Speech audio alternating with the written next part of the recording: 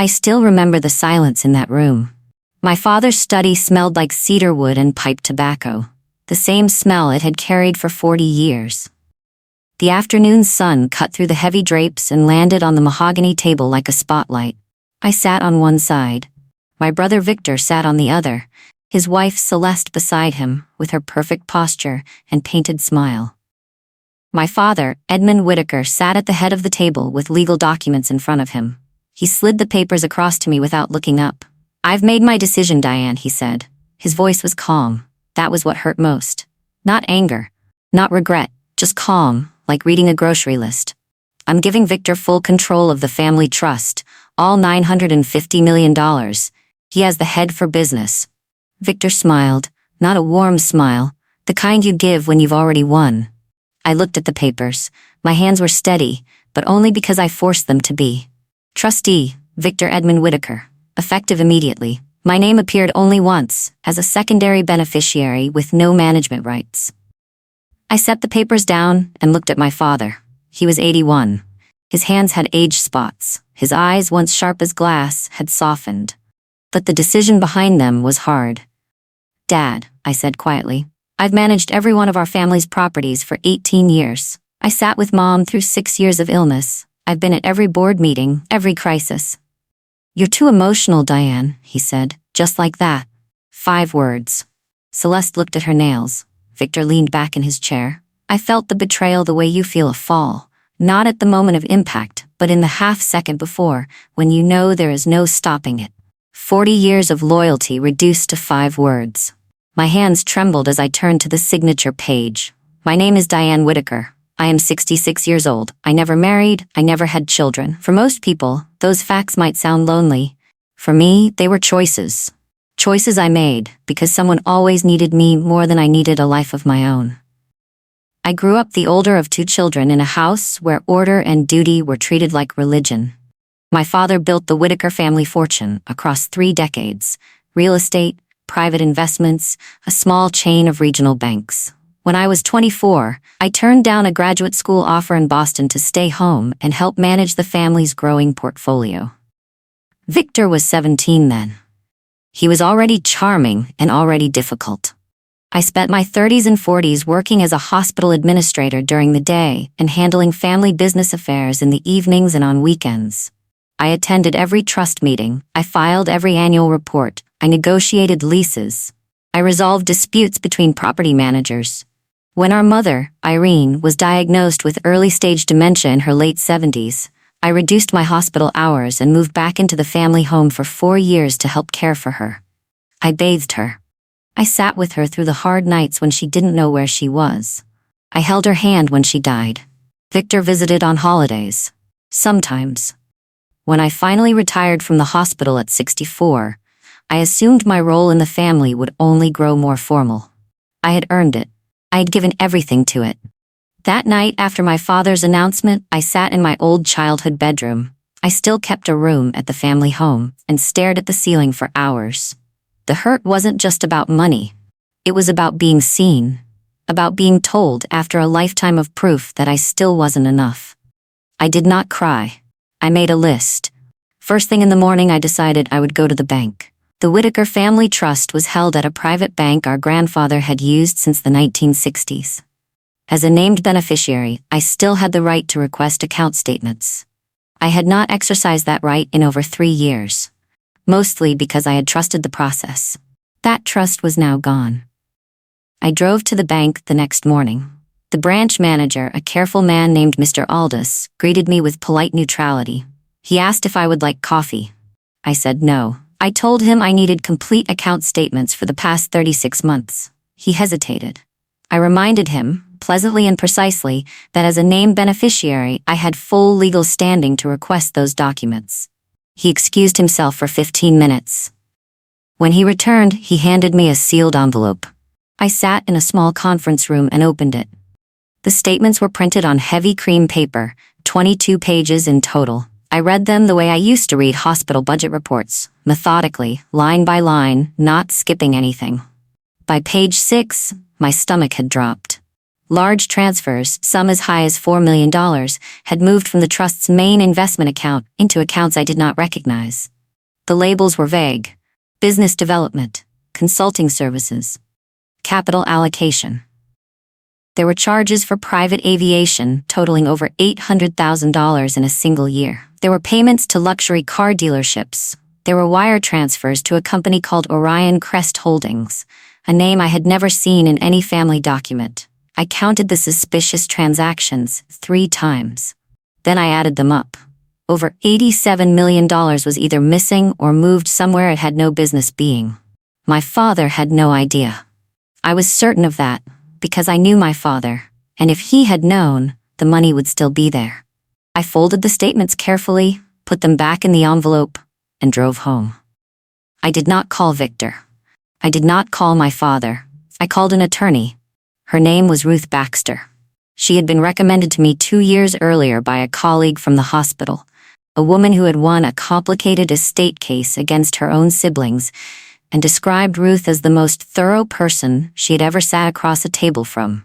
I had kept the name in my address book, never imagining I would need it. Ruth's office was on the 14th floor of a glass building downtown. She was in her mid-50s, lean and composed, with reading glasses she wore on the very end of her nose and a habit of writing in the margins of every document she touched. When I laid the bank statements on her desk, she did not say anything for a long time. She read. She made notes. She read again.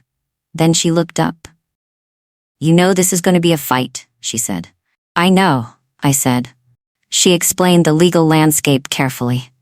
Our grandfather, Harold Whitaker, had established the original trust in 1971. That document contained a specific clause requiring both children of Edmund Whitaker, meaning Victor and me, to jointly approve any withdrawal or transfer above $200,000. It was a safeguard. Our grandfather had been a practical man. But sometime in the past 4 years, my father had signed an amendment that removed that clause and installed Victor as the sole trustee with unilateral authority. That amendment had been prepared by a law firm I had never heard of. Ruth said she wanted to look at it more carefully before drawing conclusions about how it was obtained. She warned me. Probate litigation is slow, expensive, and emotionally brutal. I told her I understood. She said sometimes families don't survive it. I told her this family had already made its choice about me, so I had very little left to protect. She nodded and picked up her pen. 2 weeks after my first meeting with Ruth, we sent a formal letter to Victor. The letter requested a complete accounting of all trust expenditures for the past 4 years, all records related to Orion Crest Holdings, and copies of every document Victor had signed as trustee. Victor called me the same evening the letter arrived.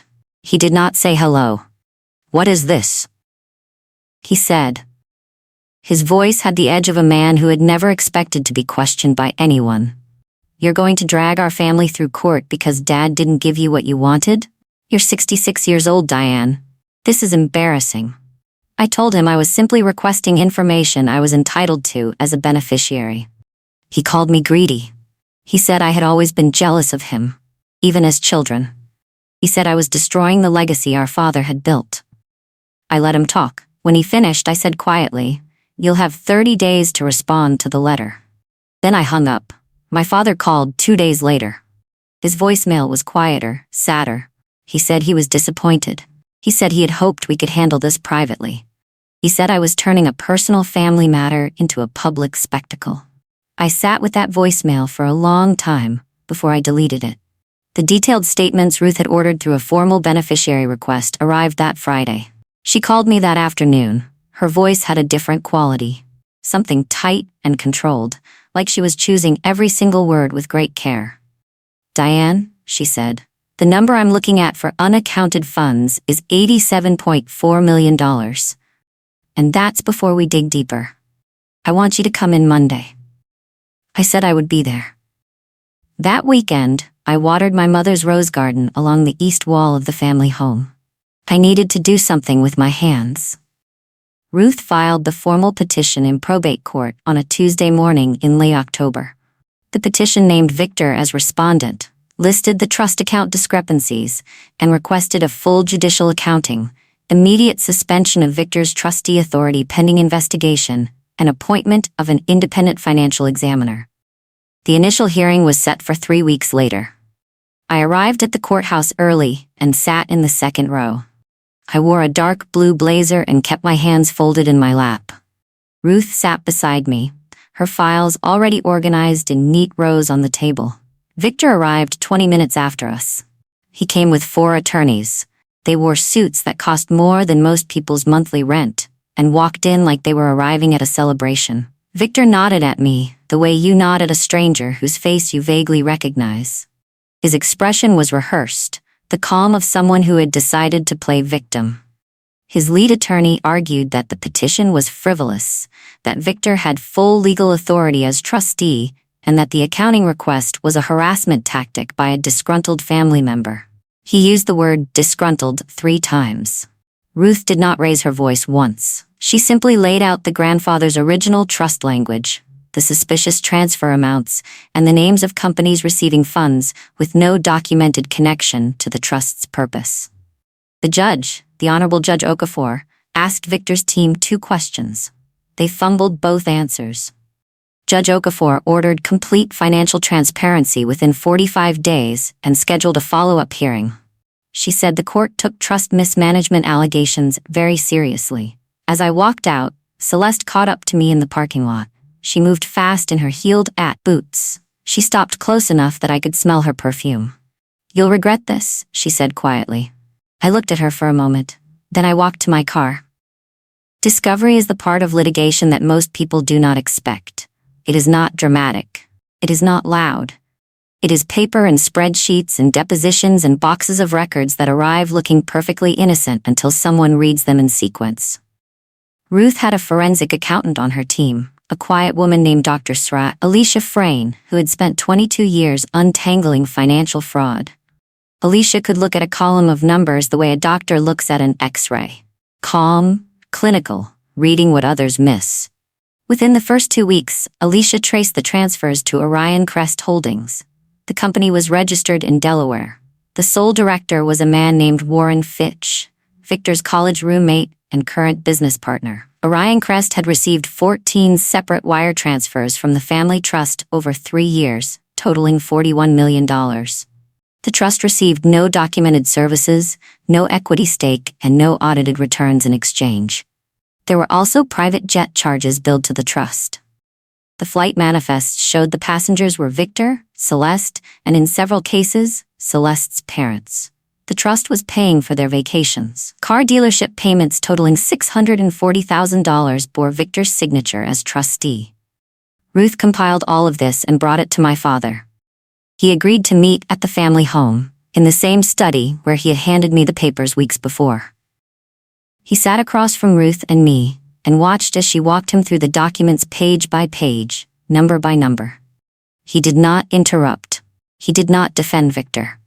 When Ruth finished, my father sat in silence for almost a full minute. Then he looked at me with something in his face I had not seen in a long time.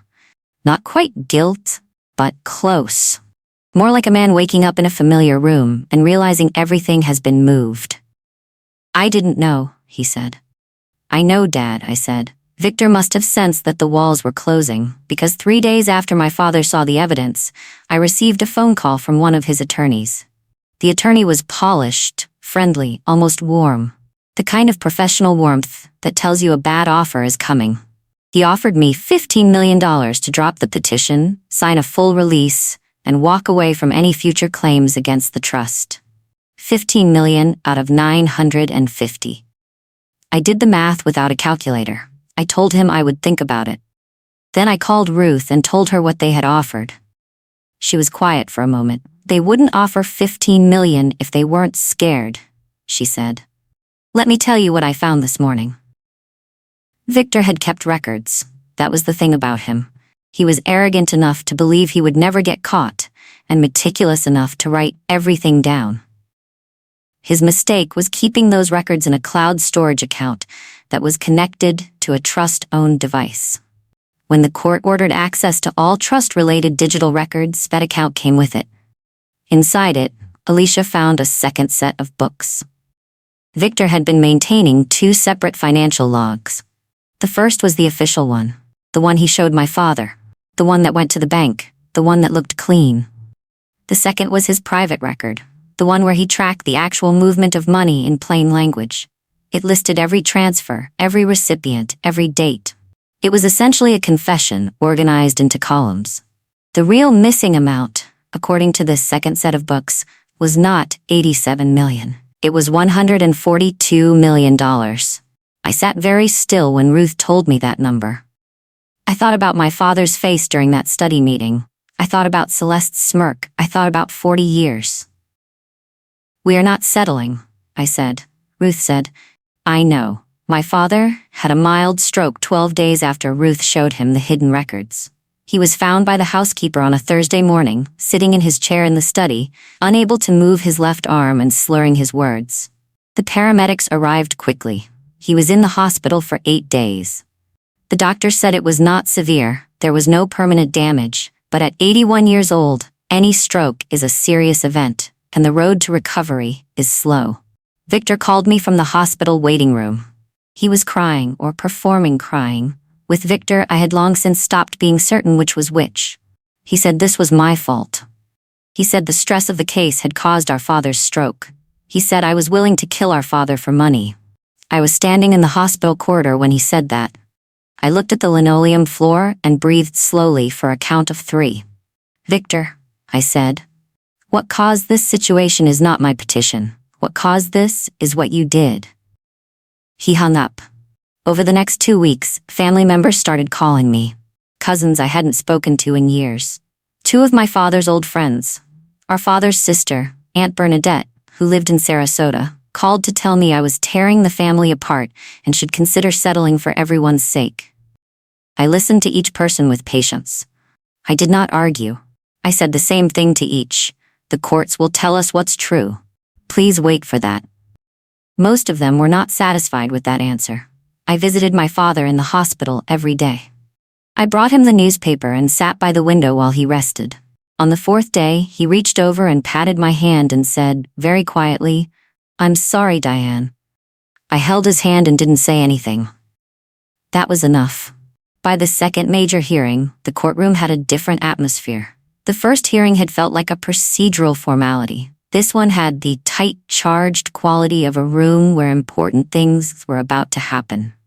Victor still arrived with his team of lawyers, but there were 3 now instead of 4. Small change, significant signal. Judge Okafor reviewed the materials Ruth had submitted, the second set of books, the trace transfers to Orion Crest Holdings, the flight records, the car payments. She was expressionless throughout, which Ruth had told me was actually a good sign. A judge who reacts visibly is often still being surprised. A judge who stays still is usually already decided. The judge announced that given the complexity and scale of the financial irregularities before the court, she was appointing an independent trustee, a professional fiduciary named Burton Osei, to take control of the trust immediately and conduct a full forensic audit. Victor's trustee authority was suspended pending the outcome. Victor's lead attorney objected loudly. The judge sustained herself, which is a polite way of saying she did not care about the objection. Then, Burton Osei's team went to work. Within the first week, they found something Ruth had suspected but not yet been able to prove. Several of the large withdrawal authorizations bore signatures that did not match my father's signature on file. Not in subtle ways. In obvious ways. Different pen pressure, different letter form on the capital E in Edmund, different spacing. One signature had the wrong middle initial entirely. The signatures had been forged. I was sitting at my kitchen table eating soup when Ruth called with this news. I set down my spoon and sat very still for a moment. Victor had not just misused the trust. He had put his own name, in a manner of speaking, on documents our father had never seen. Victor's arrogance, which had been a wall for months, finally showed its first crack. Celeste had been quiet since the early days of the case, which Ruth said was typical. Spouses often stay behind the curtain until they believe their own exposure is increasing. Then they either disappear, or they fight. Celeste fought. During her deposition, she argued that several of the wire transfers to Orion Crest Holdings had been personal gifts, authorized by my father as private acts of generosity. She produced a letter she claimed my father had signed authorizing these gifts. The letter was dated 14 months ago. Ruth reviewed the letter overnight and noticed the date fell during a period when my father had been in Florida, recovering from knee surgery. His calendar, which the housekeeper kept meticulously, showed no appointments, no visitors, and no signed documents during that week. His orthopedic surgeon confirmed he had been resting under strict orders. Ruth brought this to Celeste's second deposition session. The moment Ruth laid the calendar and the surgeon's note on the table, Celeste's attorney called for a recess. When they came back, Celeste's answers became shorter, more careful, full of pauses. Ruth pressed the point with the kind of quiet, methodical precision that I had come to deeply respect in her. Celeste changed her story twice in the same afternoon. By the end of the deposition, it was clear to everyone in the room, including Celeste's own attorney, who looked like a man who needed a long walk outside, that the letter was not legitimate. The tension in that conference room was almost physical. I sat beside Ruth and kept my face still and my breathing steady, the way I had learned to do during long hospital board meetings when things were going badly and everyone was watching the administrator to see how scared they should be. Inside, I was thinking, the truth is doing exactly what truth does when you give it enough room. It is expanding to fill the space. My father recovered enough to testify 3 months after his stroke. His doctors cleared him for a seated deposition, with a 2-hour limit, and his personal physician present in the room.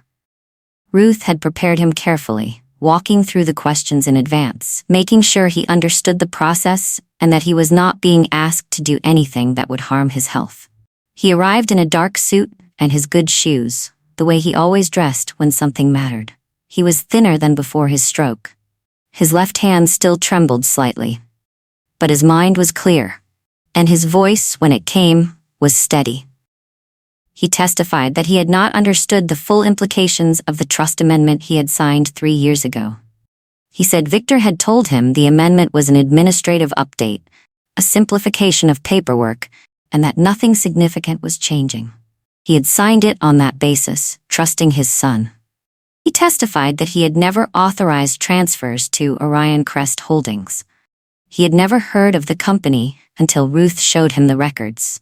He had never signed off on the car purchases or the private jet expenses. He had believed until Ruth laid the evidence in front of him that the trust was being managed conservatively and properly. He said, and this part was very quiet, that he realized now he had been told what he wanted to hear by someone he should have looked at more carefully. Victor sat at the respondent's table during this testimony. I watched him without turning my head fully. He stared at the table in front of him. His jaw was tight. His knee was moving up and down under the table. I could see the slight movement of his shoulder. Judge Okafor's expression, throughout my father's testimony, was absolutely unreadable. She made notes. She did not look at Victor once. I sat quietly in my chair, and I let the truth do the work. That was all it needed. 3 weeks after my father's testimony, Victor filed a counterclaim. The document, 41 pages, alleged that I had been systematically manipulating my father for years, that I had influenced his healthcare decisions to gain personal leverage, that I had colluded with Ruth to fabricate evidence, and that my real goal was to seize full control of the entire trust and cut Victor out completely. It also included a psychological assessment, commissioned by Victor's legal team, claiming I might be suffering from a serious, delusional disorder that made me unfit to manage family finances. I read every page of it at my kitchen table with a cup of tea that went cold beside me. Then I called Ruth. "He's desperate," she said, before I could say a single word. Desperate people file counterclaims like this. It's a delay tactic and a pressure tactic combined. It means he has completely run out of legitimate moves. I understood that intellectually, but the accusation still hurt deeply. After everything I had given to that family, the years, the care, the sacrifice, the missed opportunities, the silent Saturday mornings spent on their behalf, to have it all characterized as manipulation was the kind of pain that does not respond to logic. Ruth moved quickly. She gathered my complete medical records, clean, unremarkable, the file of a healthy 66-year-old with high blood pressure, managed by medication, and no psychiatric history whatsoever. She contacted the hospital where I had worked for 22 years and obtained letters from the chief of medicine, 2 department heads, and 4 attending physicians. Every letter said the same things: precise, steady, deeply ethical, consistently rational under pressure. She also brought in 3 of my father's longtime friends who had watched me care for my mother through her final years. They submitted sworn affidavits. The counterclaim had taken 3 weeks to build. Ruth dismantled it in 8 days. Judge Okafor threw out the counterclaim on a cold Wednesday morning in February. She did it in 2 sentences. Then, without pausing, she turned to Victor's legal team and informed them that filing a bad faith counterclaim designed to intimidate and delay constituted sanctionable conduct. She fined the law firm $60,000. Victor's lead attorney, the polished man who had come with such confidence to the first hearing, looked like he had aged 5 years since October. He accepted the sanction without argument. After the ruling, the pace of the case accelerated sharply. Judge Okafor issued a compressed timeline for the remaining discovery and set a final evidentiary hearing for 8 weeks out. Both sides knew the court was done being patient. And then came a new bombshell. Burton Osei's forensic team, still digging through Victor's records, discovered that he had used trust funds. Specifically, a series of small transactions under the $200,000 authorization threshold, structured to avoid triggering the original safeguard clause, to purchase 3 residential properties. The properties were not in Victor's name. They were in Celeste's name, recorded under her maiden name, purchased through a shell company that was itself owned by another company registered in the Cayman Islands. The whole structure had been built to make the properties invisible, untraceable, or so Victor had believed. Burton Osei presented this finding to the court with the flat, precise delivery of a man who has found terrible things before and learned not to show surprise. The properties had a combined value of $11 million. Victor's second attorney, the one who had replaced the first fired member of the original team, physically dropped his pen when he heard the figure. I looked at the ceiling of the courtroom for just a moment. 11 million more. The number kept growing, and every dollar of it was a dollar that belonged to a trust my grandfather had spent his life building. The independent trustee, Burton Osei, formally demanded the return of all 3 properties within 30 days. The demand was backed by a court order, which meant non-compliance would be treated as contempt of court. Victor and Celeste panicked. Within a week, their attorneys reached out to Ruth with a new offer. This time, it was significantly larger, $45 million, paid over 5 years with the properties returned immediately, in exchange for a full release of all claims against both Victor and Celeste personally. It was, by any measure, a serious offer, designed to make me feel the weight of what I was being offered. Ruth brought me the offer on a Thursday afternoon. She laid it out carefully, walking me through every detail of what it meant financially and what it would mean for the family going forward in terms of finality. $45 million was a very real amount of money, and settling would spare everyone from the brutal final hearing still waiting ahead of us. She asked me what I wanted to do. I thought about my mother, who had worked beside my grandfather to build this family, and who believed, genuinely, that it would endure for generations. I thought about my grandfather Harold, who included the joint approval clause in the original trust document precisely because he understood that power without oversight slowly corrodes everything it touches and everyone it reaches. I thought about every document I had signed, every lease I had negotiated, every Saturday spent at a property meeting instead of somewhere else, and every late night managing a crisis so my father could sleep. No, I said clearly. I want full accountability. I want the court to decide. Ruth nodded slowly. She had expected this. She was already turning her legal pad to a fresh page. Then we finish it, she said. I drove home feeling something settled deep inside me, like a long-held knot finally going still. The shift in my father came gradually and then all at once. For most of the case, he had stayed in the background, not obstructing, but not openly supporting me either. He was an old man who had made a terrible mistake and was living with the shame of it while trying to remain loyal to his son. I understood that. I did not push him. But in the weeks leading up to the final evidentiary hearing, Ruth received a call from my father's personal attorney, a man named George Paul, who had been my father's private counsel for 30 years. George said my father wanted to submit a voluntary statement to the court. Ruth and I met with my father and George at the family home. My father sat in his usual chair. He was moving more slowly now, using a cane, but he was alert and focused in the way he always was when he had made up his mind. He told us he wanted to tell the court the truth. He wanted to say on the record that he had been deceived by Victor, that the trust amendment had been presented under false pretenses, that he had made a terrible error by not consulting me before signing, and that he regretted it deeply. He looked at me while saying this. Not away. I did not say I told you so. I did not cry, though I wanted to. I simply said thank you, Dad. He submitted the voluntary statement 2 days later. At the final evidentiary hearing, when his statement was read into the record, the courtroom was completely silent. Victor sat very still. His remaining attorney had stopped making notes. Even the court reporter seemed to pause a moment longer than usual between lines. My father's words filled that room the way truth fills a room when it has been kept out too long. Heavy, necessary, overdue. The final ruling came on a Thursday, 6 days after the last hearing. Judge Okafor had clearly prepared her decision with great care. It ran to 38 pages. Ruth read every single page the night before and called me at 7 in the morning to walk me through the full outcome carefully before we drove together to the courthouse that day. I already knew from the sound of her voice before she said a single word. Victor was removed as trustee effective immediately and permanently. The court found that he had engaged in willful breach of fiduciary duty, fraudulent misrepresentation, and deliberate misappropriation of trust assets. The forged signatures on the withdrawal authorizations constituted criminal fraud, and the court's complete findings were to be forwarded to the district attorney's office for formal criminal review.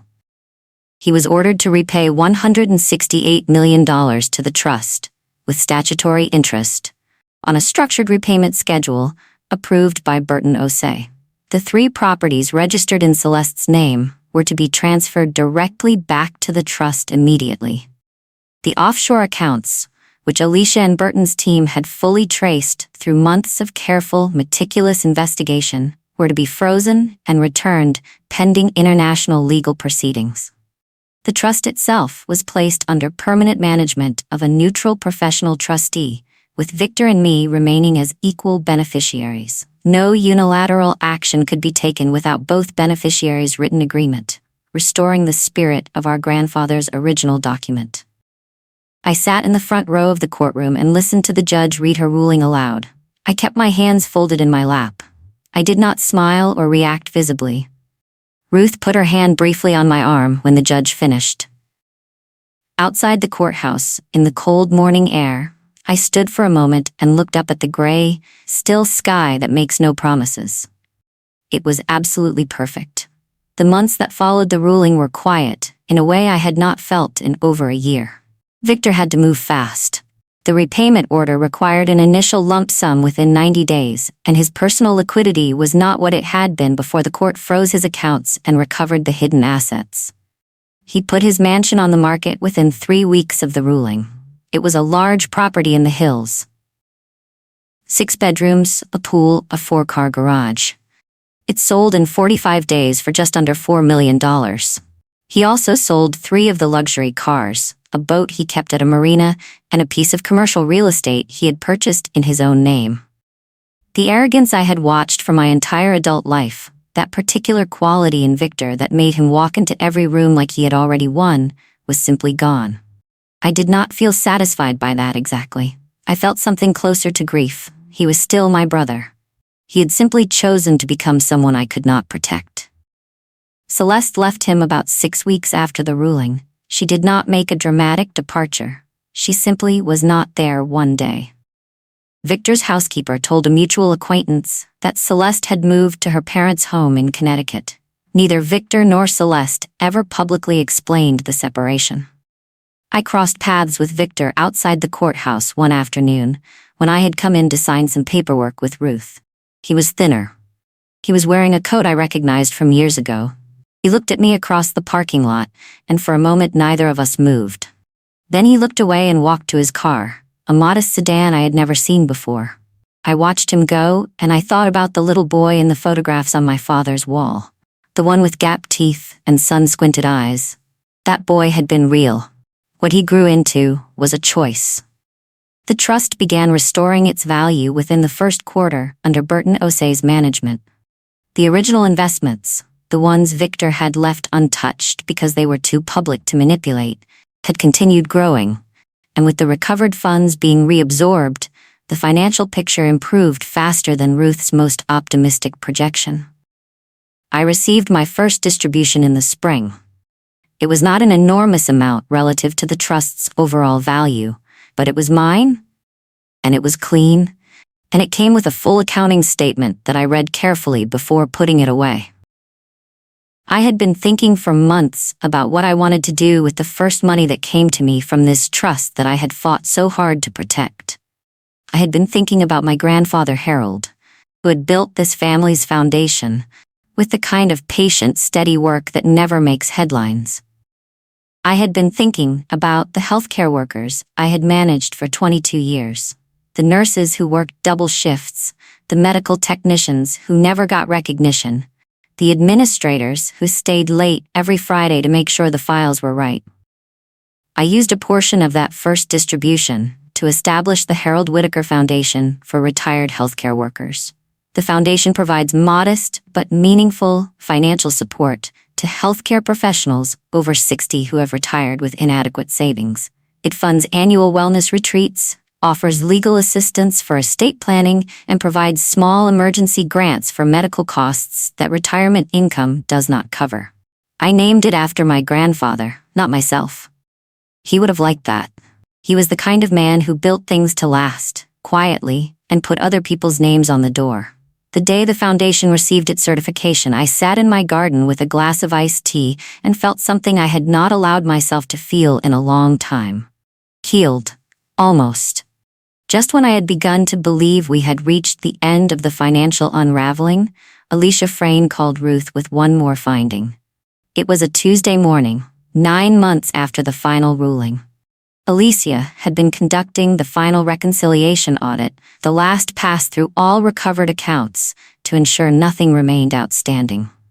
She had been thorough, as always, which is why she found what the court's initial review had missed: a small offshore account in the Cayman Islands.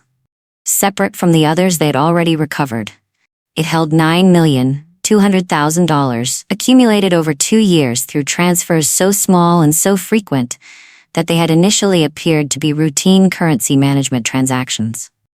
Victor had clearly set this account aside as a last resort, money he hoped to access after the legal storm passed.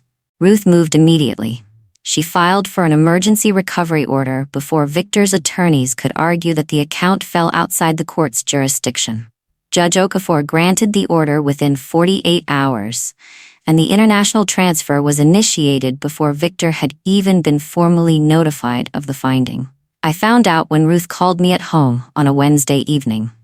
$9.2 million, she said. It's done. It's being transferred to the trust as we speak. I was standing in my kitchen cutting vegetables for dinner. I set down the knife. He tried to hide it, I said.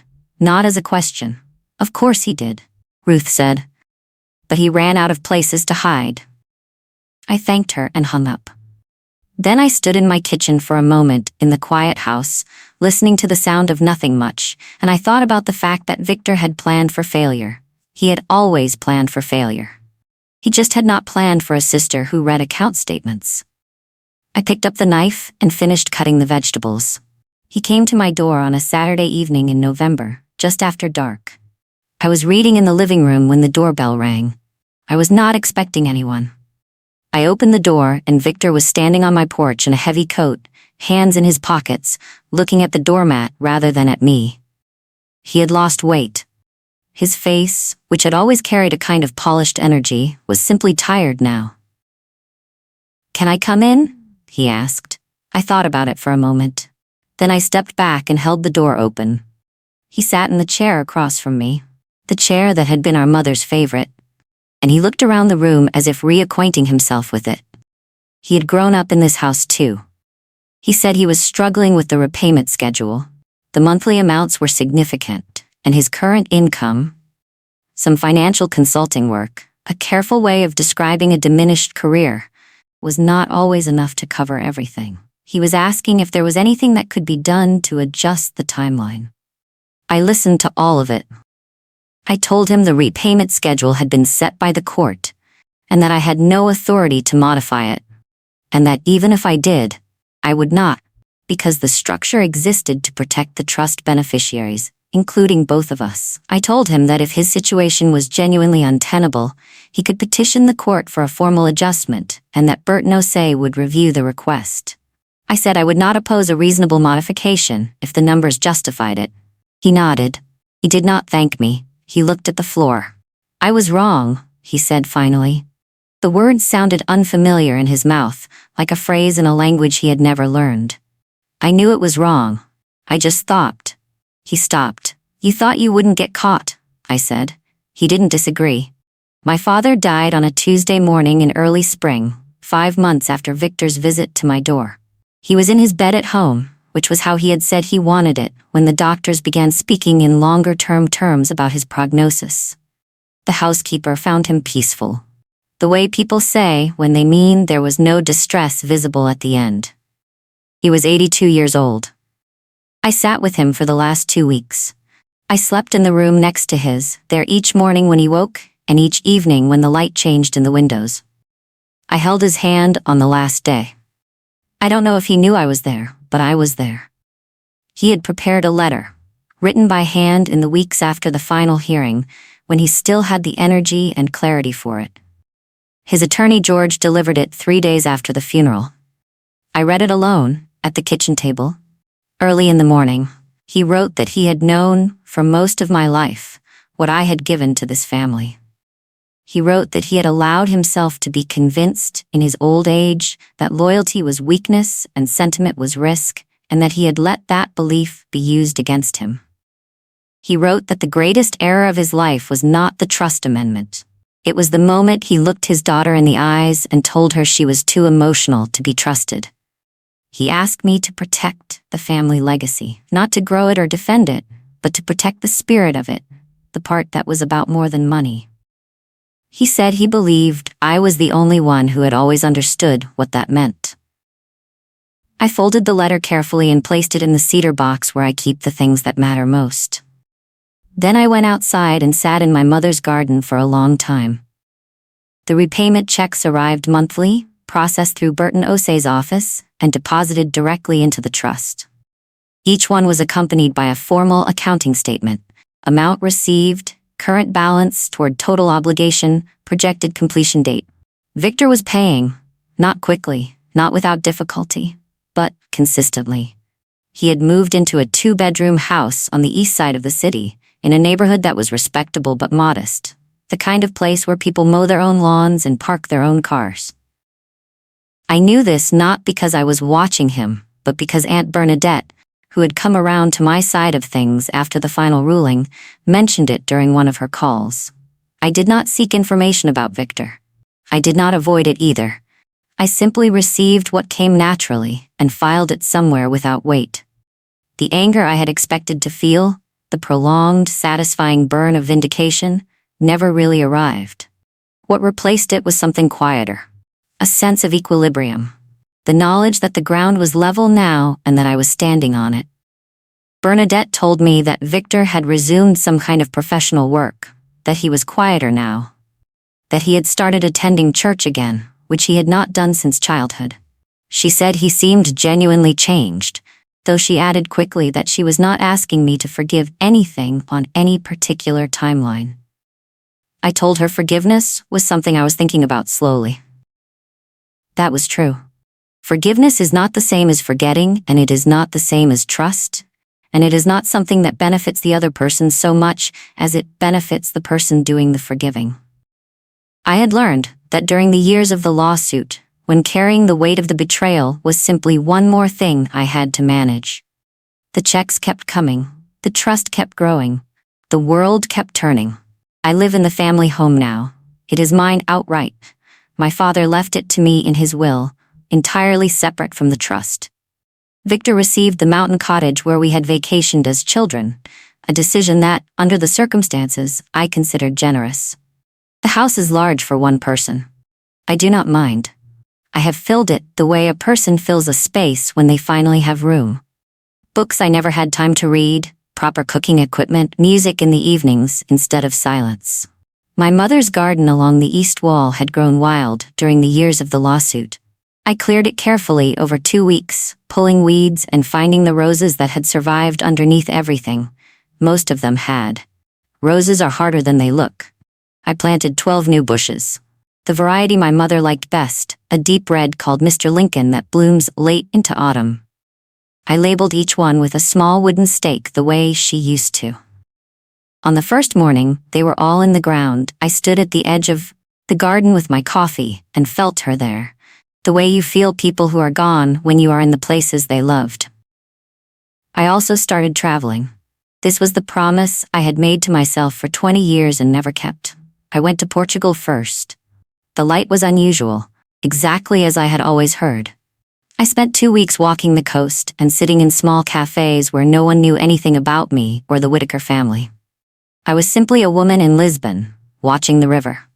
I went to Oaxaca the following winter, Scotland the year after. Each trip was something I had earned, not with money, but with patience. With the decision, made over cream paper statements in a bank conference room, to not look away. Today, the trust is healthy, transparent, and growing under Burton Osei's steady management. The Harold Whitaker Foundation has supported over 300 retired healthcare workers in its first 2 years. The foundation's first annual report ran to 42 pages, full of names and stories that I am proud to have made possible. Victor is partway through his repayment obligation. He will finish it. The alternative is contempt of court, and Victor has finally run out of room for alternatives. Celeste has not re-entered the picture. The lawyers have all moved on. Ruth Baxter sends me a card every December, brief and professional. I appreciate that she does not make it sentimental. Here is the part that matters most. I never broke a single law. I never raised my voice in anger in a courtroom. I never tried to hurt my brother or take anything that was not mine. I walked into every hearing the way I walked into every difficult hospital board meeting, prepared, patient, and willing to let the facts speak. And I won. I won everything the honest way. There will be people in your life who will look at your patience and call it weakness, who will look at your loyalty and treat it as leverage, who will look at your steadiness and take it as permission to push you aside, because they believe that being emotional is a flaw, not a sign of someone who cares enough to feel things clearly. Let them believe that. Because here's what the account statements taught me. Numbers do not lie when you read them long enough. The truth does not need anyone's permission to exist. And sometimes the daughter they called too emotional is the one who saves the entire legacy. My father asked me to protect what mattered. With attention, with care, with the willingness to read every line. That has always been enough. It always will be.